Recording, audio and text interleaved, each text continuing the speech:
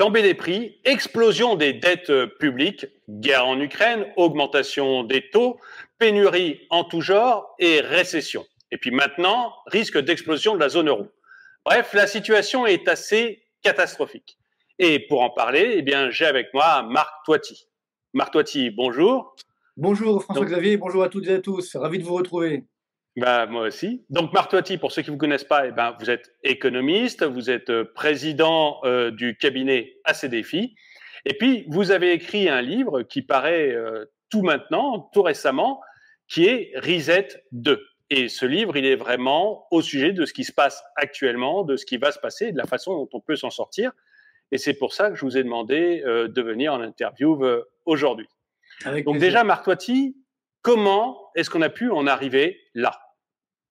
Bien, j'ai envie de dire, malheureusement, tout ça, c'est lié aux erreurs stratégiques de nos dirigeants depuis des années. Alors, en particulier également pendant la pandémie, c'était un petit peu l'objet de mon livre précédent qui était Reset. Je m'étais dit, on va avoir ce reset, c'est-à-dire que l'appareil ne fonctionnait plus avant la pandémie, il y avait des bulles, il y avait une dette publique qui flambait, etc.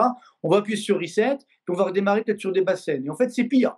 D'où effectivement ce reset 2, parce que notamment, l'une des grandes conséquences de ces erreurs de stratégie, ça a été l'inflation. Vous l'évoquiez tout à l'heure, c'est vrai que donc l'inflation n'est pas née avec la guerre en Ukraine, comme certains veulent le laisser croire. L'inflation a commencé dès 2021, d'ailleurs je l'annonçais dès 2021, pour une raison simple, c'est qu'on a continué d'augmenter massivement la dette publique, et cette dette qui était financée par la planche à billets, donc on a créé une demande artificielle, alors que l'offre, c'est-à-dire la production, ne suivait pas. Et ça, c'est la règle de base de l'économie. Quand la demande est supérieure à l'offre, eh bien, mécaniquement, on a les prix qui augmentent. Et donc, c'est ce qui fait que l'inflation a augmenté dès 2021. Et pourtant, malgré cela, les dirigeants politiques, les dirigeants monétaires en France, en Europe, n'ont pas arrêté justement leur stratégie. On dit non, mais l'inflation, ce n'est pas grave, c'est temporaire, ça ne va pas durer.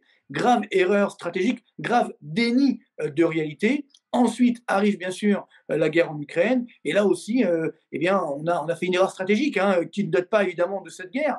C'est que les Allemands, déjà, il y a quelques années, ont arrêté complètement le nucléaire. C'était un choix souverain, il y a eu un référendum, et ils se sont rendus extrêmement dépendants du gaz russe. Ça veut dire que l'Allemagne était déjà plus dépendante du gaz, et à partir de là, 60% de son gaz venait de Russie. Donc évidemment, quand on décide de boycotter la Russie, c'est un problème pour approvisionner en énergie l'Allemagne. Et nous également, les Français, c'est un peu moins grave, parce qu'on a gardé le nucléaire, heureusement, mais on a quand même réduit de moitié notre capacité nucléaire. On a insuffisamment investi, ce qui fait qu'on est extrêmement dépendant de cette situation. Et donc c'est ce qui fait qu'aujourd'hui, voilà, on est dans une sorte de corner, une sorte de piège. C'est-à-dire qu'on a à la fois une inflation qui ne cesse de galoper, de flamber. On a parallèlement, comme la Banque centrale européenne ne peut plus financer notre dette publique parce qu'elle doit arrêter la planche à billets justement à cause de cette forte inflation, et bien à partir de là, les taux d'intérêt commencent à augmenter. Donc on a ce que j'appelle la triple peine, ça veut dire une inflation élevée, une récession qui arrive et des taux d'intérêt qui augmentent. Donc merci à nos dirigeants pour nous avoir amenés à cette situation assez catastrophique. Et surtout que c'était une situation qu'on voyait venir. Enfin, moi, alors, vous en parliez, moi j'en parlais dans mes vidéos. Les fermetures de centrales nucléaires, j'ai fait une vidéo, moi, en juin 2020, donc au moment où on a annoncé la fermeture de CSN, pour dire exactement que les prix allaient augmenter, les prix de l'énergie allaient forcément augmenter parce que l'éolien, c'est 2 fois plus cher que le nucléaire, donc que ça allait fatalement augmenter et qu'on allait dépendre du prix du gaz, ce qui est le cas maintenant, qu'on allait avoir des coupures électriques parce qu'il y avait forcément des problèmes d'alimentation si on arrêtait le nucléaire. Enfin, et sur l'inflation, bien, vous aviez alerté, d'autres économistes l'avaient fait, moi je l'avais fait dans mes vidéos, parce que mettre tout cet argent, le quoi qu'il en coûte, c'était une erreur. Bref, on voyait que les choses allaient arriver. Presque tout ce qu'on disait est arrivé et on n'arrive pas à comprendre comment des hommes politiques qui quand même ont plus d'informations que nous, le président de la République est censé être un peu plus informé que nous, Oui. n'ont pas vu les choses arriver alors que c'était évident. Enfin, il n'y avait pas... Si vous voulez, moi ça fait 25 ans que je côtoie les dirigeants du pays et malheureusement c'est toujours pareil. on est dans le déni de réalité permanent. C'est-à-dire qu'alors ils veulent bien vous écouter, vous apporter la contradiction, puis après, au bout d'un certain temps, non, ils veulent plus, ils veulent qu'on vous leur disiez ce qu'ils ont envie d'entendre. Et c'est ça le problème de beaucoup de conseillers, si vous voulez, beaucoup d'économistes, hein, c'est que malheureusement, ils suivent le troupeau et ils disent ce qu'on a envie qu'ils disent. Donc c'est là la difficulté. On est parmi les rares, et c'est d'ailleurs pourquoi votre chaîne YouTube marche bien, la mienne également, parce que justement, on est parmi les rares à dire la vérité. Et attention, c'est pas du French bashing de dire ça, parce que des fois on dit voilà, attention, vous dites que la France va mal, vous faites du French bashing, vous dites que la Russie va bien, vous êtes pro-russe, ça n'a rien à voir. C'est juste une réalité économique. Moi, je suis bien sûr pro-France, c'est-à-dire je veux que la France s'en sorte, je veux que nos entreprises s'en sortent, je veux que les citoyens français s'en sortent. Et ce qui est extrêmement dangereux aujourd'hui, c'est que à force de faire du déni de réalité, de ne pas dire la réalité, quand on est justement face à la réalité, alors là, les citoyens ne comprennent pas ce qui leur arrive. Il y a encore quelques mois, la présidente de la Banque centrale européenne, Madame Lagarde, disait non, non, mais l'inflation, c'est rien, ça ne va pas durer, c'est temporaire. Les dirigeants français disaient non, mais nous, ça va être les 30 glorieuses maintenant, vous voyez, on va écraser la Russie. Bon, attendez, mais encore une fois, on le savait depuis déjà plusieurs années déjà que la Russie était le premier exportateur mondial de gaz, premier exportateur mondial de blé, deuxième exportateur mondial de gaz, de pétrole, troisième exportateur mondial de charbon, etc. C'est pas nouveau tout ça, vous voyez. Alors là, on le découvre. C'est un peu comme pendant la pandémie, on a découvert qu'on était dépendant des importations de produits chinois. C'est incroyable, vous voyez. Donc, il faut que nous soyons devant le fait accompli pour comprendre. C'est ça qui est dangereux. Et moi, je n'arrête pas de le dire depuis des années. Je leur dis non, on doit dire la vérité aux Français. Parce que sinon, ils seront prévenus. Mais là, aujourd'hui, ils ne comprennent pas ce qui leur arrive. Parce qu'on leur a dit qu'il n'y aurait pas d'inflation, puis l'inflation augmente. Alors attention, en plus, on a le fameux bouclier tarifaire. S'il n'y avait pas ça, alors là, l'inflation, elle serait comme d'ailleurs dans la zone euro. On est dans la zone euro à 9,1% d'inflation. C'est un sommet historique. Pour l'instant, en France, on est autour des 6%. On va bientôt monter à 8% d'inflation. Mais s'il n'y avait pas le bouclier, on serait bien au-delà. Mais attention, ce bouclier a un coût. C'est autour des 25 milliards d'euros par an. Donc là, on va le prolonger en 2023, donc ça veut dire 50 milliards. Quand la dette publique, tout à l'heure, je disais, le taux d'intérêt augmente de 1 point, ça coûte 40 milliards sur 10 ans. Donc là, ça a augmenté de 2,5 points, ça veut dire plus 100 milliards. Oui, c'est des sommes complètement folles, mais ça, c'est l'un des problèmes, justement, du corona que j'évoque dans le livre. C'est-à-dire qu'effectivement, on a perdu l'échelle des valeurs. C'est-à-dire, là, on dit 100 milliards, 200 milliards, c'est pas grave. Parce que, justement, le quoi qu'il en coûte ne coûtait rien. Je vous rappelle que la dette publique a augmenté de plus de 550 milliards d'euros en 2 ans en France. Pourquoi, finalement? Pour que le PIB, aujourd'hui, de la France soit à peine le niveau qu'on avait en 2019, hors inflation. Donc, on n'a quasiment pas bougé, finalement, mais ça a coûté 550 milliards d'euros. Alors, jusqu'à présent, c'était financé par la BCE, donc ça ne se voyait pas. Le quoi qu'il en coûte ne coûtait rien, parce que c'était la BCE qui achetait cette dette. Maintenant, elle ne peut plus le faire, et donc les taux d'intérêt sont en train d'augmenter, et c'est là où, effectivement, il ne faut pas se leurrer.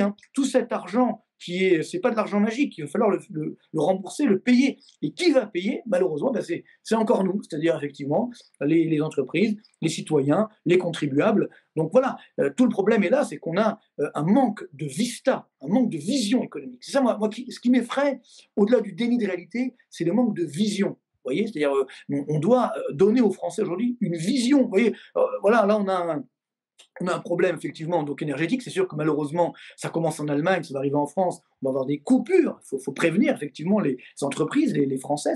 Elles seront peut-être organisées ou on va limiter. Alors on dit non, voilà, il faut rationner. C'est quand même pas sérieux. Vous voyez ce que je veux dire? C'est-à-dire, on est dans la politique du rationnement, alors qu'on est quand même la 7e puissance mondiale. Il aurait fallu anticiper tout ça, justement, développer des nouvelles sources d'énergie. On nous dit, on va remettre les réacteurs nucléaires en marche. OK, sauf que le président d'EDF, qui sait de quoi il parle, justement, parce que c'est lui qui dirige tout ça, il nous dit, mais moi je veux bien, mais j'ai pas la main-d'œuvre. Eh bien oui, parce qu'on n'a pas arrêté de dire on va réduire l'industrie nucléaire, on va même réduire tout court l'industrie. Donc on veut réindustrialiser, mais attendez, il faut de la main-d'œuvre, il faut une population qui sache le faire, qui soit formée pour le faire. Et ça, on ne l'a pas. Donc on ne va pas l'avoir en 5 minutes. On ne va pas importer effectivement des professionnels du nucléaire en 5 minutes. Donc voilà, c'est ça qui m'inquiète, ce manque de vision. Qui va nous coûter très cher. Alors c'est pas, il faut être honnête, c'est pas que Macron, ça fait des années que ça dure, malheureusement. Et sauf que là, on arrive à la fin de l'histoire où on arrive face au mur et il faut réagir. J'allais oublier, autre élément important, c'est bien sûr, peut-être on va en parler, c'est la crise de l'euro, bien sûr, parce que l'euro ne cesse de baisser. Ça, c'est dangereux parce que quand l'euro baisse, ça fait augmenter le prix des produits importés, notamment les matières premières qui sont libellées en dollars. Donc là, par exemple, le pétrole est en train de baisser sur les marchés internationaux, mais comme l'euro baisse également, la baisse du pétrole, on ne la voit pas trop. Voyez. Donc c'est ce qui fait que l'Europe aujourd'hui est quand même en grand danger, sans parler des élections italiennes du 25 septembre. Alors là, c'est même la zone euro qui est en Ouais. danger. Vous voyez que voilà. Et encore une fois, moi, ce qui me dérange, c'est qu'on essaie aujourd'hui de culpabiliser les Français en disant voilà, attention, vous consommez trop, vous faites ci, vous faites ça. Non, mais tout ça, hein, comme on l'évoquait dans votre première question, c'est le résultat, la conséquence des erreurs de stratégie, donc de politique économique et monétaire en France et dans la zone euro. Je pense qu'aujourd'hui, nos dirigeants devraient faire leur mea culpa, devraient dire qu'ils se sont trompés et qu'ils n'ont pas été justement à la hauteur de la situation. Oui, moi je me souviens, on parle du manque de vista. Il y a une vidéo qui tourne énormément sur les réseaux sociaux en ce moment d'un discours de Donald Trump qu'il avait fait aux Nations Unies. Alors je suis pas trumpiste, hein, mais il fait un discours aux Nations Unies et il dit aux Allemands, écoutez, vous êtes en train de vous mettre dans la main des Russes avec le gaz. Et on voit la délégation allemande qui se fout de la gueule de Donald Trump, mais incroyable. Et quelques années plus tard, bah voilà, effectivement, ils étaient dans la main des Russes et aujourd'hui ils doivent réouvrir des centrales au charbon. Et qui fournit le charbon? Bah, les Russes, parce que c'est aussi les Russes qui ont le bois. Donc c'est le premier exportateur mondial de charbon. Donc voilà, même problème. Non, mais le drame, si vous voulez, là, bien sûr, c'est une erreur stratégique, mais le gros problème de l'Allemagne, c'est que nous, jusqu'à présent, la zone euro a avancé, il faut le dire, d'un point de vue économique, hein, je parle, grâce à l'Allemagne. L'Allemagne, c'est la locomotive de la zone euro depuis 20 ans. C'est-à-dire celle qui amène la plus grosse croissance et donc qui tracte le train, si vous voulez. Sauf que si la locomotive s'arrête, bah, le train s'arrête. Ouais, le PIB allemand, c'est 33% du PIB de la zone euro. Donc c'est vrai qu'on se dit, ah, mais voilà, tant mieux pour les Allemands, ça leur apprendra, etc. OK, sauf que, attention, on va avoir des impacts chez nous, bien entendu. Et ça commence déjà, vous voyez, ce matin, au moment où on fait cette interview, il y a le déficit extérieur français qui vient d'être publié, et on a à la fois les importations qui augmentent à cause, évidemment, des cours énergétiques, mais on a surtout les exportations qui baissent.